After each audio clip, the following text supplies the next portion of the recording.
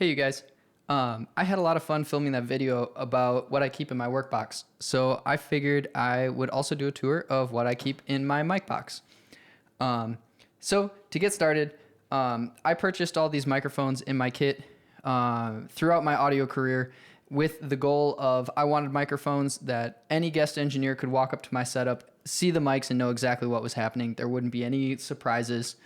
And also I needed budget-friendly options that would allow me to build out a mic kit that I could use for bands like right away. So even with a small to moderate starting budget. So there's no surprises. There's no real crazy expensive microphones. So I hope you find this helpful and maybe even a good reference for you if you're starting to build your own mic kit. So let's get started. My vocal mic is, no surprises, the SM58. Yes, this microphone is like around the $100 mark new, and you can find them used for less than that. So it's really easy to get a bunch of these to fill out a mic package very quickly. So yeah, SM58 for my vocals. I got a bunch of them in this. That is everything that's in this cubby. And that's another SM58.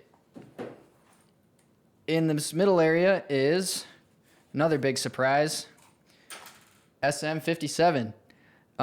This microphone is solid for literally everything. It's an industry standard. It's been around forever. Every engineer knows how to use it. Great for guitar cabs, snares, horns, toms, anything. Vocals, you can use this on pretty much anything.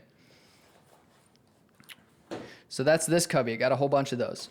Next in here, I've got a kick drum mic. Got a Beta 52A. Yeah. Kick drum mic. I've found that kick drum mics are the most like controversial microphone for engineers. Some people love them, some people hate them. The 52 for me is a mic that I love, especially for some of like the jazz, Americana, not super hyped kick drum sounding tones that I'm trying to get. It's really natural. There's not a lot of top end to this mic, and so I love it. It works really great when you pair it with this as a kick out with an SM91 as a kick in. They work great together for all genres, in my opinion. I don't own a 91 yet. I'm hoping to add that to my kit in the future. Someday, I can hope. But for the more rock and roll, pop sounding stuff, Audix D6, another standard kick drum microphone. Everybody loves this microphone. This one's great if you need more of that attack on the top end. What else is in here? This is an Audix. I believe this is an i5. I picked this up used, so solid snare mic. The good thing about this over a 57 is it's got a metal cage all the way around it, so it's great for on the snare because your drummer can hit it with his drumstick all you want. And you can't damage this thing. And then also in here, I've got, I think 5 mono DIs. These are the Whirlwind Imp 2s. They're super affordable, sound great. They've got input and a through so that you can plug like a bass guitar into one end, out into his bass cab, his or her, sorry, bass cab. And then you've got that XLR DI.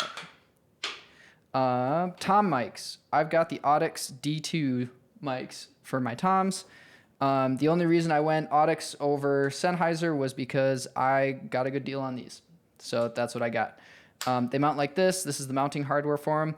It can be a little tricky to do these triggers to get them on rack toms, especially if the drummer has like a suspension style tom rack. But even the Sennheiser ones are tricky with those two. So yep, I got 3 of those. I should probably get one more of those eventually. But yeah, 3 in my kit right now. The only other thing in my mic kit I keep these in here just because I don't have another place for them. But this is the Behringer P2, I believe, or the P1, can't remember. This is a headphone amplifier, XLR or TS or TRS in, and just regular 1/8 inch out. So it's great if you're doing, say, a live recording session in a living room, which is the original reason I got these, or if you've got an artist that wants to use them on stage. I've definitely used them in live applications before. So that's this mic kit. I'm going to pause the video and then swap out. I've got another case that's got some fun auxiliary mics I want to share with you guys too. But this is like the core of my mic kit. You'll notice you probably noticed that I'm missing some condenser microphones. So that's coming in the next section. So just a second.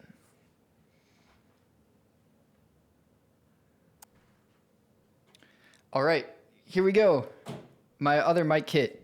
This holds most of my condenser microphones and other fun toys. So let's get this open. I've got this is the KSM 137.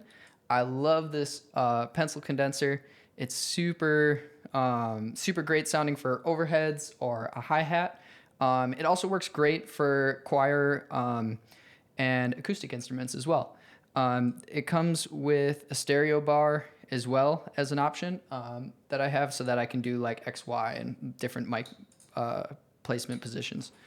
My other condensers I have a KSM 32, great vocal microphone, medium/large diaphragm condenser, also very good for overheads. Eventually I'll get another one so that I can do 2 for overheads.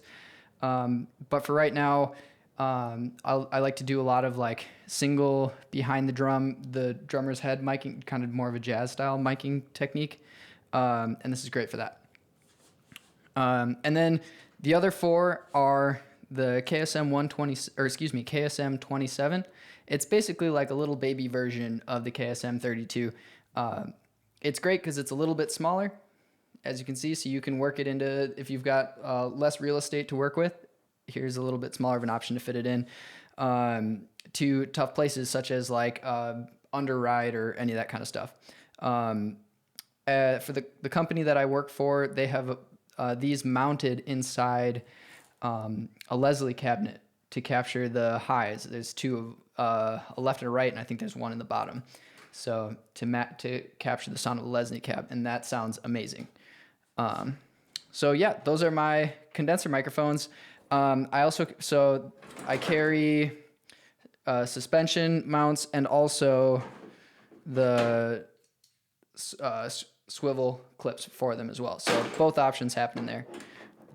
Yeah, that's my mic kit. I hope you found this interesting. And I look forward to sharing more nerdy audio stuff with you guys. Take care, guys. Bye.